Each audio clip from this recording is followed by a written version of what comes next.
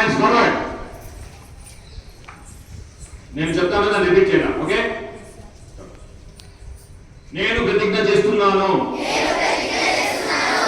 చురుకైన మరియు ఆరోగ్యకరమైన జీవన శైలిని పెంపొందించుకోవడానికి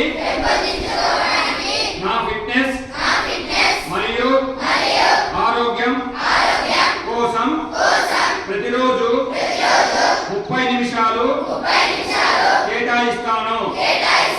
నా కుటుంబ సభ్యులు, నా స్నేహితులు మరియు పొరుగు వారిని ఫిట్గా మరియు ఆరోగ్యంగా ఉండేలా ప్రోత్సహిస్తాను.